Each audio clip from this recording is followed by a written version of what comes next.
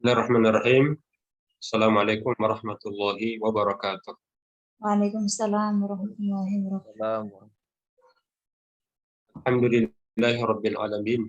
Wassalatu wassalamu ala asyrafil anbiya wal mursalin wa ala alihi wa ashabihi wa man wala. Allahumma anfa'na bima 'allamtana wa 'allimna ma yanfa'una wa zidna ilman. Alhamdulillah, dengan izin dan taufik dari Allah Azza wa Jalla, saya lupa sebenarnya ada. Ternyata ini hari Kamis sudah kajian rutinnya. Baru tadi terlihat ada masuk WA-nya. Jadi terkait dengan materi ini saya lanjutkan saja ya.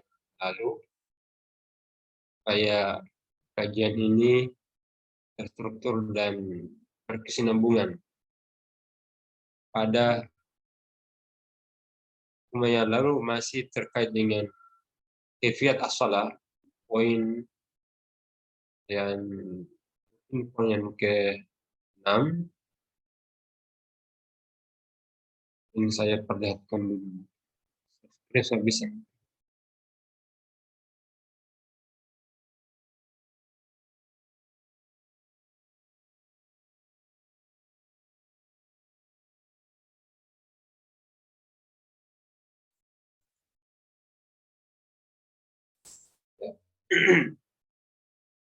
Ya, lalu itu adalah di antara tuntunan salat 5 waktu yang wajib itu membaca doa iftitah. Di doa iftitah ini adalah merupakan harapan ya kepada Allah sekaligus ungkapan kebesaran Allah Azza wa Jalla. Jadi doa itu tidak semata harap adanya pengabulan doa berupa kebajikan dan berbagai musibah kita dapat terhindar darinya, tapi juga sebenarnya adalah ya ungkapan dan sikap bahwa Allah itu adalah maha besar, maha kuat, maha sempurna sehingga kita mau mengangkat tangan. Ada 3 ragam yang diangkat dalam putusan ini sehingga bisa dipilih. Allahumma ba'id baini wa baina khataayaya. Kemudian ada juga yang kedua, Allah wajhtu wajhiya, lalu Allahu akbar kabira wa subhanallahi bukratan wa asila. Lalu yang terakhir itu ini adalah doa iftitah yang pendek yang bisa kita lakukan. Namun demikian walaupun dia pendek ternyata mampu membuka pintu langit. Ketika Nabi Shallallahu Alaihi Wasallam membaca doa ini, Allahu akbar kabira alhamdulillahi katsira wa subhanallahi bukratan wa asila, yang menunjukkan akan kebesaran Allah, pujian Allah, kesucian Allah pagi dan petang. Allah membukakan pintu langit dengan bacaan ini. Tidak dahsyat sekali kalimat takbir, tahmid, dan tasbih. Masuk kemudian yang ke-6 itu membaca ta'awuz. Ini juga sudah bahas. Ya, penting karena membaca Quran itu banyak dan berat bisikannya. Hingga di sini kita dianjurkan untuk berlindung diri kepada Allah, baik dalam sholat maupun di luar sholat. Nah, Al-Fatihah bagian dari Al-Quran. Jadi awali dengan A'udzubillahi minasyaitonir rajim. Nah, lalu yang selanjutnya ini adalah membaca basmalah. Saya ingin tekankan lagi bahwa tadi doa kita lalu baca Al-Fatihah diawali dengan ta'awuz itu dibaca setiap rakaat. Jadi karena Al-Fatihah itu dibaca setiap rakaat, maka berarti setiap rakaat itu ada ta'awuznya. Nah, ini yang dianjurkan. Jadi tetap dianjurkan untuk membaca Al-Fatihah sebelumnya dengan ta'awuz itu di setiap rakaat. Maka dianjurkan untuk membacanya juga. Nah, yang ketujuh adalah membaca basmalah. Basmalah secara jahar atau sir pada salat dengan bacaan jahar. Ini misalnya jahar itu salat zuhur, salat maghrib, isya, subuh. Nah, di sini dianjurkan atau akan dibolehkan menjaharkan bacaan basmalahnya. dengan menyatakan Bismillahirrahmanirrahim.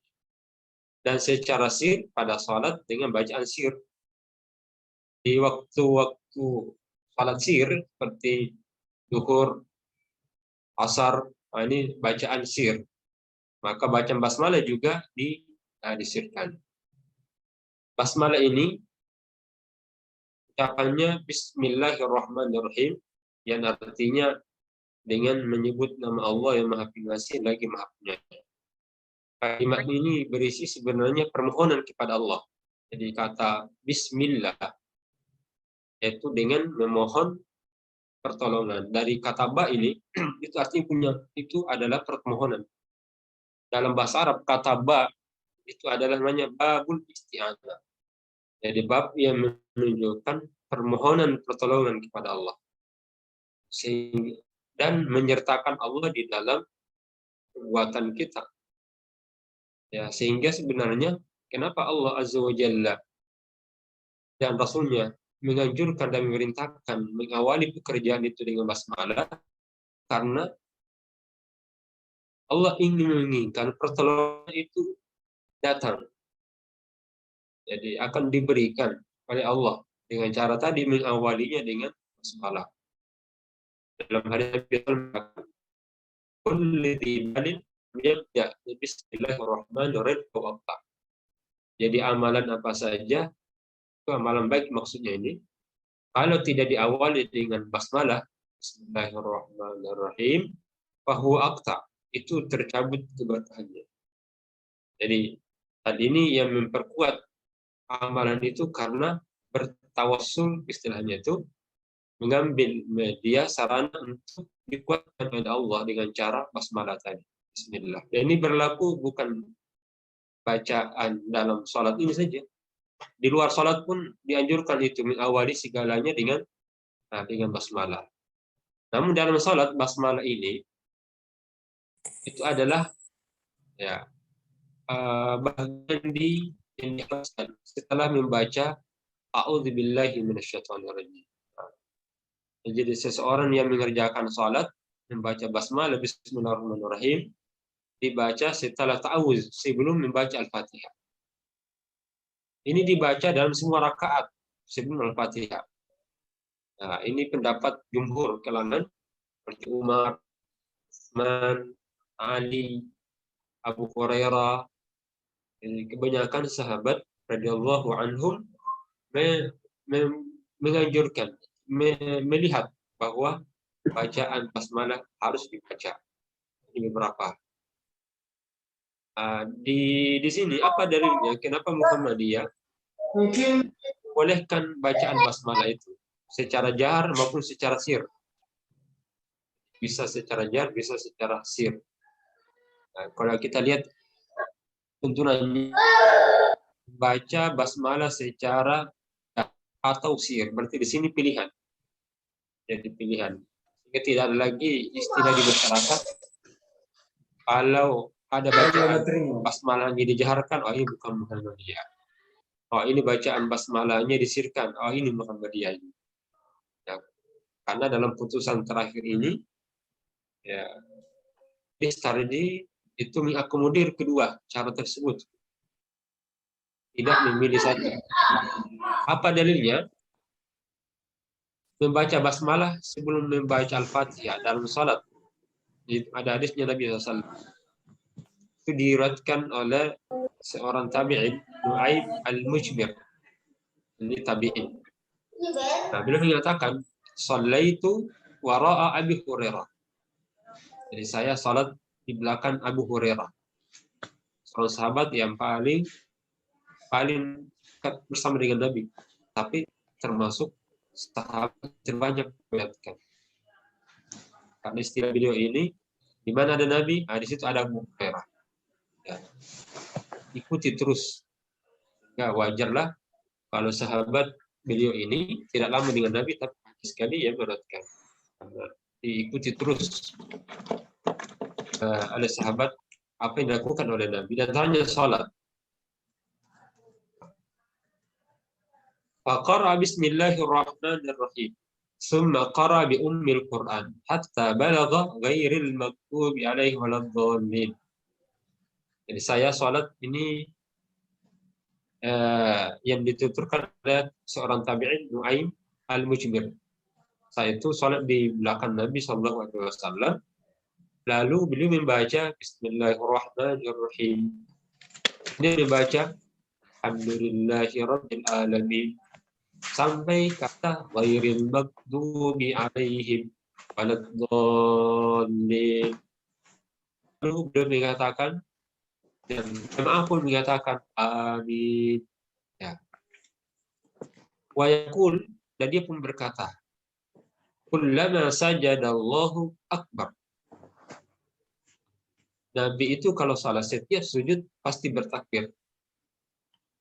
Ya, karena pada saat kita kan kepala ke bawah bagi bentuk pengagungan Allah Azza wa Jalla, dia bertakbir. Wa idza qama minal julusi fil itsnaini, jika dia duduk dari dia bangkit dari duduk, maka Allah Azza wa Jalla atau Rasulullah SAW ketika itu dikisahkan oleh Rasul, maka Allah akan berkata akbar. Allah akbar. Wa idza sallam, dan jika beliau salam, walladzi nafsi biyadihi inni ashbahukum salata Rasulillah, maka beliau bersumpah, Abu Hurairah yang bersumpah dan ingin menguatkan bahwa inilah yang dilakukan Nabi Shallallahu Alaihi Wasallam. Nah, jadi cara inilah adalah salatnya paling menyerupai salatnya Rasulullah. Oleh Imam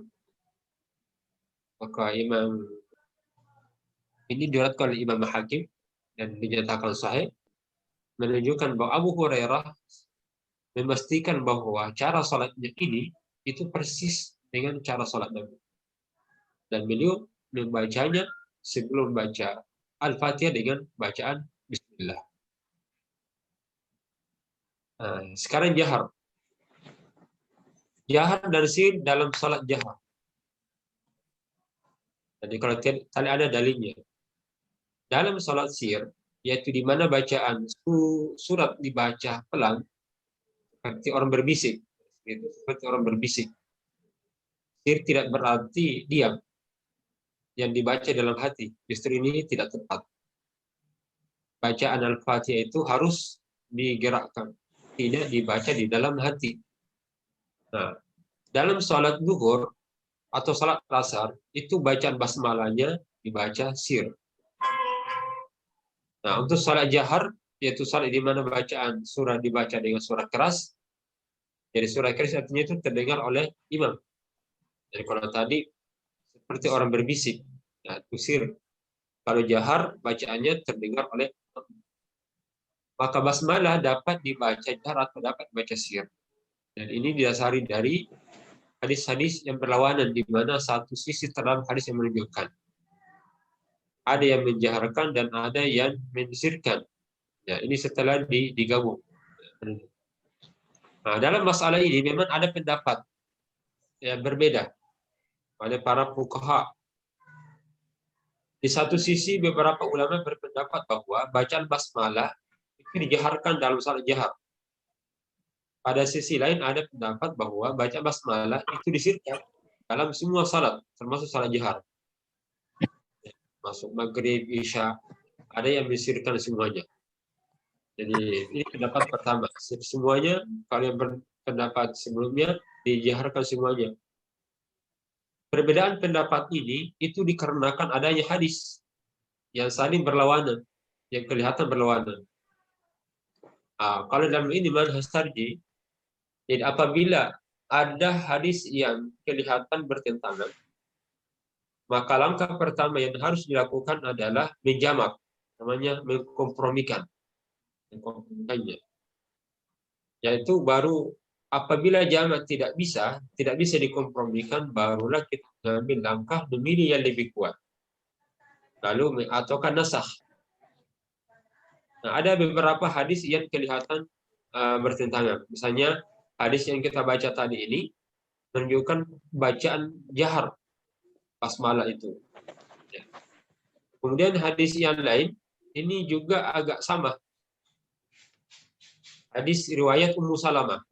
Riwayat Ummu Salamah. Jadi Abdullah bin Abi Mulaika itu dari Ummu Salamah. Nabi SAW. Itu pernah ditanya, bagaimana bacaan Nabi SAW. Waqalat kana yuqatti'u qira'atahu ayatan. Nabi itu kalau membaca surah Al-Fatihah itu dipotong-potong. Jadi belum memotong.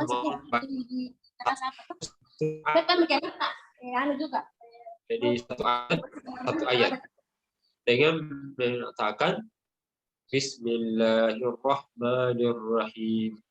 Alhamdulillahi rabbil alamin. Ar-Rahmanir-Rahim. Malik yaumiddin. Ini jenis bacaannya Nabi.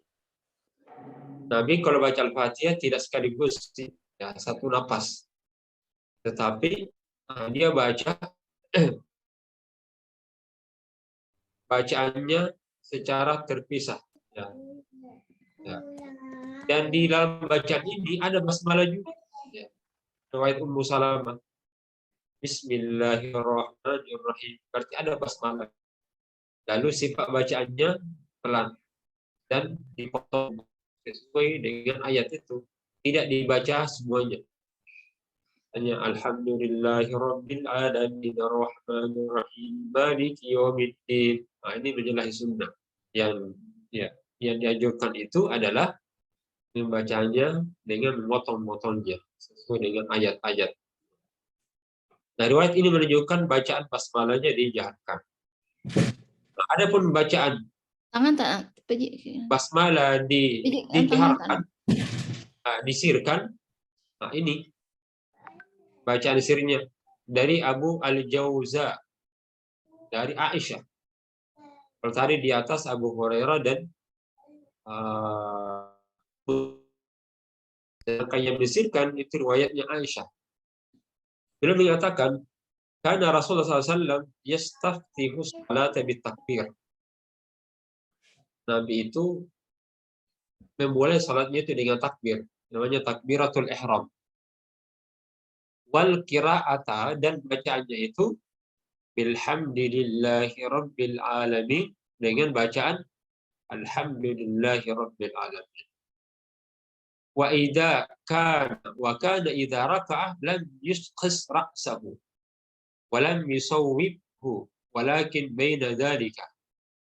Nabi kalau SAW rukuk, dia tidak terlalu ke bawah, tidak terlalu tunduk, dan juga tidak terlalu diangkat, tapi dia lurus. Ya. Wa kana idza rafa'a ra'sahu min ar-ruku' lam yasjud hatta yastawi qa'ima. Dan ketika bangkit dari ruku', Nabi itu tidak akan sujud hingga sudah berdiri tegak. Ya, biasa kita dapati ketika bangkit dari ruku', sami Allahu liman hamidah, belum lurus badannya, dia sudah turun untuk sujud. Nah, ini menjelaskan harus sempurna dulu. Wa kana idza rafa'a ra'sahu min as-sajdah lam yasjud hatta yastawi jalisa. Nabi kalau SAW bangkit dari sujudnya, dia harus luruskan dulu duduknya. Baru tentu di situ ada doa, baru dia sujud. Ya. Baik, itu dalil bahwa Nabi SAW ketika salat itu langsung tidak kedengaran basmalahnya. Kemudian riwayat yang kedua, Anas bin Malik. Ya. Sallaitu ma'a Rasulillah. Saya salat di belakang Nabi SAW dengan Nabi. Wa Abu Bakar, juga Abu Bakar. Wa Umar dan Umar. Wa Utsman dan Utsman juga. Falam asma ahadan minhum yaqra bismillahirrahmanirrahim.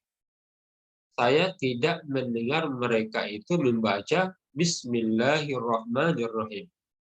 Ini riwayat Muslim, Nasa'i, Ahmad, Ibnu Khuzaimah, Ibnu Hibban, Abu Awanah, wal Baihaqi, wa Ibnu Humaid dan Daraqutni.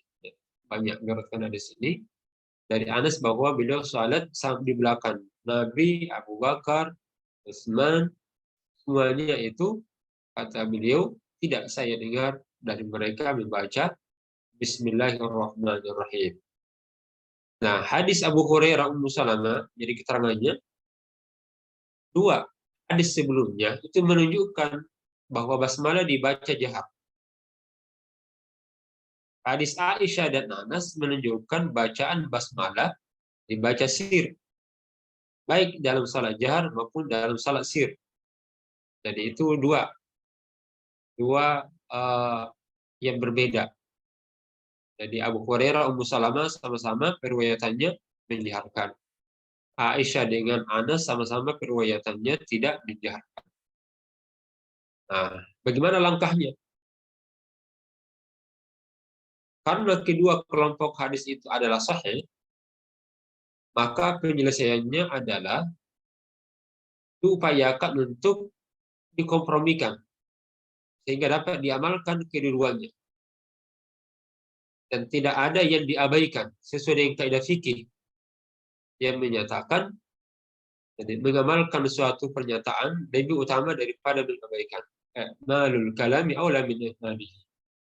Jadi caranya adalah mengkompromikan itu. Bagaimana cara mengkompromikan? Kedua kelompok hadis itu adalah dengan menyatakan bahwa hadis-hadis tersebut menyatakan boleh menjaharkan bacaan basmalah dalam salat jahar sebagaimana dipahami dari Abu Hurairah dan Ummu Salamah. Dan boleh juga untuk membacanya dengan sir dalam salat jahar sesuai dengan hadis Aisyah dan Anas. Nah, ini. Maka pendapat yang membolehkan membaca dengan jahar dalam salat jahar atau membaca dengan sir dalam salat jahar bukan suatu pendapat ganjil. Nah, itu juga dikemukakan oleh sejumlah ulama dahulu. Misalnya Abu Rahawai, kemudian Al-Mubarakfuri juga, Al-Qadhi Abu Tayyib, menurutkan Ibn Abi Layla, Wal-Hakam, semuanya berpendapat bahwa membaca basmalah dengan jahar dan sir sama kebolehannya. Syekh As-San'ani juga mengatakan yang lebih dekat kepada kebenaran adalah pendapat bahwa Nabi terkadang menjaharkannya dan terkadang memelankannya. Jadi namanya tanawwu. Terkadang dibaca jahar, terkadang dipelankan dan dibaca diri. Ini untuk menggabungkan yang kedua riwayat ini. Kemudian poin yang ke-8 adalah membaca amin. Ya, membaca amin. Karena ini bahasanya cukup panjang, mungkin nanti ya saya buka dulu sesi pertanyaan untuk diskusi kita pagi ini ya terkait bacaan basmalahnya. Terima kasih.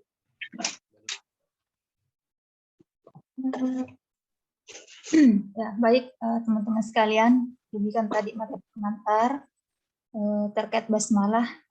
Tadi juga beberapa teman sudah menanyakan terkait waktu untuk bertanya. Maka kesempatan ini kita masih ada waktu sekitar 17 menit, 17 menitan lah, untuk 15 menit untuk tanya jawab. Dengan ini kami persilakan pada teman-teman yang ingin mengajukan pertanyaannya.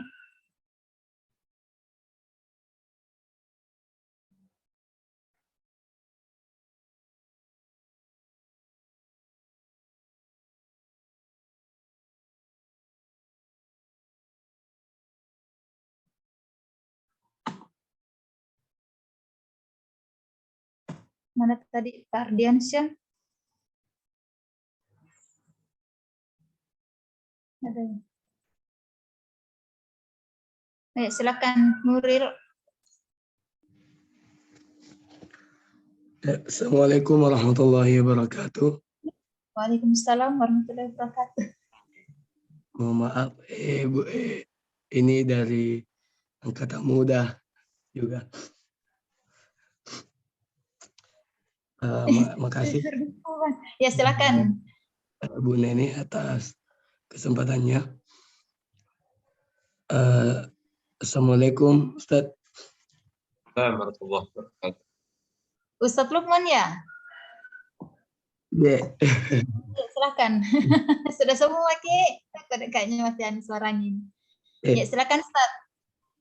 Ini ada beberapa pertanyaan, tapi mungkin di luar tema dari bacaan sholat. Ini masalah masbuk, Ustaz. Yang ingin saya tanyakan, yang masih ada perbedaan di kalangan teman-teman juga tentang masbuk ini. Pertama, Ustaz, itu kalau masbuk, kalau imam sudah salam, kemudian kita berdiri, apakah kita angkat tangan atau tidak, Ustaz? Itu yang pertama.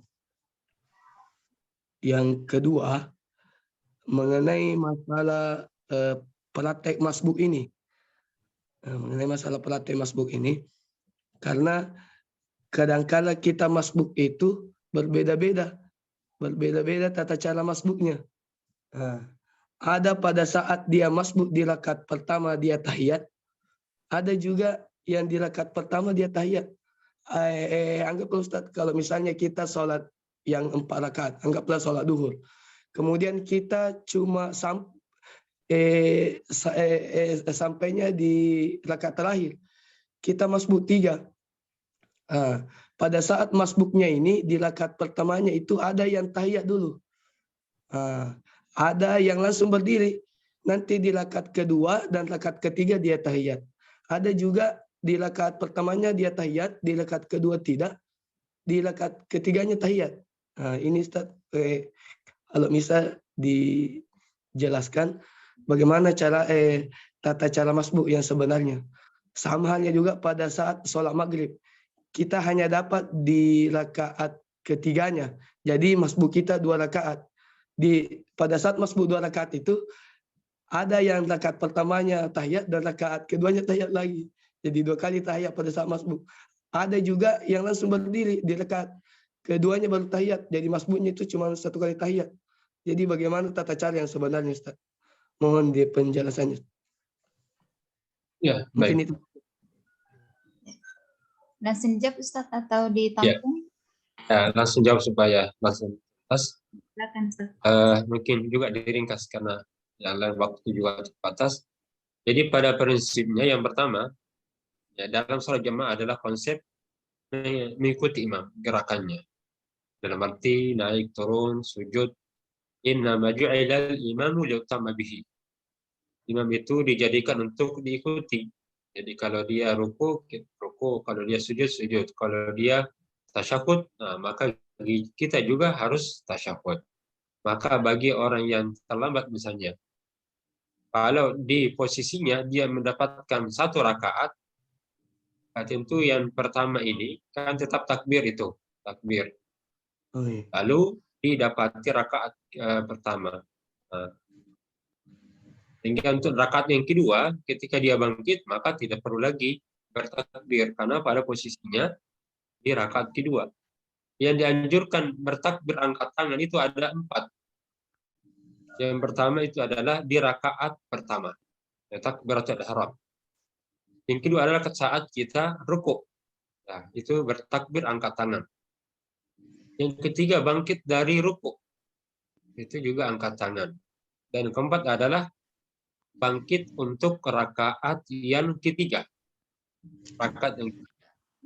Sehingga kalau posisinya bangkit dari sujud pada posisi rakaat kedua, untuk rakaat kedua maka tidak perlu angkat tangan. Tapi kalau posisinya baru kita angkat tangan pada posisi rakaat ganjil, itu rakaat yang ketiga. Baru dari situ angkat tangan. Jadi kalau kita sudah ambil 1 naik untuk rakaat kedua, maka tidak perlu, karena posisinya kita di rakaat genap, rakaat kedua itu.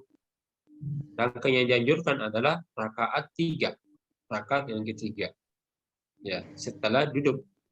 Ya, rakaat pertama kah atau rakaat yang ketiga. Samalah juga dengan posisi ya salat rubai yang 4 rakaat. Mana posisinya mengikuti kita duduk itu pada rakaat yang kedua, setelah rakaat kedua. Itu dianjurkan duduk. Maka kalau kita terlambat, misalnya, kalau posisi kita imamnya karena tasyahud, maka kita juga harus tasyahud, walaupun masih berada pada rakaat pertama. Jadi imamnya sudah berakhir. Kita ini baru 1 rakaat. Apakah duduk? Ya tetap duduk. Jangan naik karena menyalahi imamnya. Itu sudah tasyahud akhir, kita ini kan baru rakaat kedua. Apakah naik langsung atau duduk? Ya tetap duduk untuk menunggu imam menyelesaikannya. Dan bersama imam hingga salam. Maka ketika imamnya salam, assalamualaikum warahmatullahi wabarakatuh, ke kanan dan ke kiri, barulah kita naik. Nah, pada rakaat kedua itulah baru situ duduk lagi. Karena hitungannya masuk ke rakaat keduanya. Karena dianjurkan pada rakaat kedua selesai itu duduk. Jadi mengikuti dari hitungan awal, bukan hitungan akhir setelah imam. Jadi 2 kali tasyahudnya berdekatan. Berdekatan itu karena membersamai imam, di mana imamnya tasyahud, maka kita pun tasyahud. Walaupun posisinya kita adalah masih di tasyahud, masih di rakaat pertama kan. Ya, karena imamnya tasyahud, maka kita pun ikut tasyahud. Nah, ketika bangkit masuk rakaat kedua, sinilah aslinya kita di situ untuk tasyahud karena berada pada rakaat yang kedua. Nah, setelah itu sempurna kami. Kalau 4 rakaat berarti 4 rakaat terakhir. Sama dengan maghrib, makanya maghrib ini terkadang 4 kali duduk. Bisa 4 kali duduk, 4 kali tasyahud. Ya misalnya imamnya ini kita masuk, dia sudah tasyahud. Ya kita juga tasyahud kan. Nah ini 3 kali. Tidak dapat, berarti kita menambahkan 2 rakaat. 2 rakaat. 2 rakaat pertama tasyahud lagi. Kemudian terakhir, berarti 3 kali. 3 kali. Bahkan ada juga yang 4 itu. Ada ya, karena mendapati imam itu di terakhir, di mana dia berada pada posisi dia dapat imam rakaat pertama. Lalu dia rakaat kedua tasyahud lagi. Nah, itu kan ini. Kemudian selesai, dia harus sempurnakan. Tambah lagi 1 tasyahud. Jadi menghitung dari awal. Baik. Yang itu, ya saya kira 2 ya. Syukur Ustaz. Ya. Ya, selanjutnya kita beralih ke kolom chat. Ada beberapa pertanyaan di sini. Bagaimana kalau kita baca basmalah tapi lupa baca taus, Ustaz? Dari tetap sah. Karena kan di anjuran membaca at-ta'awuz. Yang wajib itu baca al-Fatihahnya. Sedangkan ta'awuznya disunahkan. Sehingga kalau lupa maka tidak mengapa, ya tetap sah. Ya, kemudian kalau basmalah dibaca saat membaca Al-Fatihah setiap rakaat, apakah ta'awuz juga demikian, Ustaz? Ya, sama. Jadi setiap rakaat kan kita diwajibkan baca Al-Fatihah. Al-Fatihah lengkap dengan basmalahnya. Berarti setiap hendak baca Al-Fatihah maka tetap dianjurkan baca ta'awuz.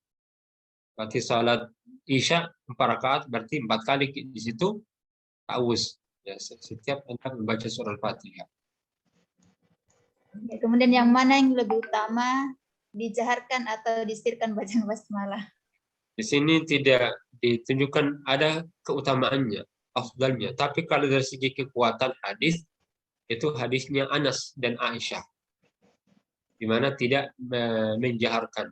Kalau kita mau memilih mana harus pilihan, karena harus satu, kekuatan hadis Anas itu lebih kuat dengan Aisyah, karena beliau Aisyah dekat dengan Nabi. Yang kedua, Anas juga banyak yang bersama dengan Nabi.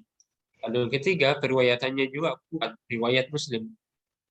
Sedangkan yang mensirkan itu, yang tadi mensirkan. Jadi kuat hadisnya. Sedangkan yang menjaharkan itu riwayat Abu Hurairah, selama riwayat Ibnu Majah, Al-Hakim, dari segi kekuatannya ya itu lebih rendah daripada yang musnad. Ya, tapi di sini sekali lagi diakomodir ya menjadi pilihan. Baik. Ya, kemudian bagaimana hukum membaca basmalah di awal ayat bukan awal surah setelah membaca Al-Fatihah? Ya. Bacaan basmalahnya itu ya kan bersama kita baca basmalah sebenarnya karena Nabi ketika membaca Al-Fatihah diawali dengan basmalah sehingga ya kita baca. Adapun surah ya, adapun surah di mana surah ini surah-surah pendek. Ya, maka tidak perlu dibaca basmalah karena itu bukan bahagian dari surah itu. Dalam susunan mushaf, dalam mushaf dia hanya sebagai pemisah, fasal antara surah satu dengan surah yang lain. Jadi bukan ayat sebenarnya kata basmalah di awal surah, hanya pembatas. Hingga dalam salat, karena dia bukan ayat, maka tidak perlu dibaca. Yang dibaca itu adalah ayat-ayat Al-Quran. Nah, beda kalau baca basmalah di surah Al-Fatihah. Karena kebiasaan Nabi masalah membacanya. Ya. Ya, kemudian dari Arman di Bulukumba, Arman dari Bulukumba, bagaimana cara baca Al-Fatihah kalau kita makmum? Ikut bacaan imam ataukah pada saat imam baca surah pilihan? Ya, cara Al-Fatihah kalau kita memilih, ya, sebaiknya pada saat imam baca surah Al-Fatihah, kita pun membacanya. Ya. Jadi membersamai Nabi, membersamai bacaan imam dalam bacaan Al-Fatihah. Kalau imamnya mengatakan Bismillahirrahmanirrahim, kita mulai juga Bismillahirrahmanirrahim. Alhamdulillahirrahmanirrahim. Dibenarkan membersamai. Supaya nanti setelah Al-Fatihah selesai, kita tidak tergesa-gesa. Dan yang kedua, pada saat membaca surah-surah pendek, maka kita pun tinggal meninggalkan saja, menyimak. Ya, Al-Fatihah ya, bisa bersamaan. Kan itu yang pernah dilakukan para sahabat, lalu dibenarkan oleh Nabi Shallallahu Alaihi Wasallam. Berarti ketika untuk Al-Fatihah kita ikut sama-sama dengan imam juga mengucapkan, tapi kalau surah pilihan kita tinggal menyimak saja, Ustaz Di. Ya, ya.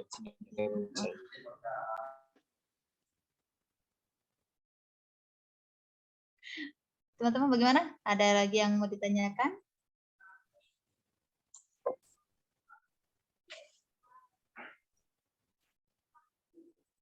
Ya, kalau ada yang tertinggal, saya cek-cek dulu ya di atas. Oh ya, semua pertanyaan sudah dijawab, Ustaz.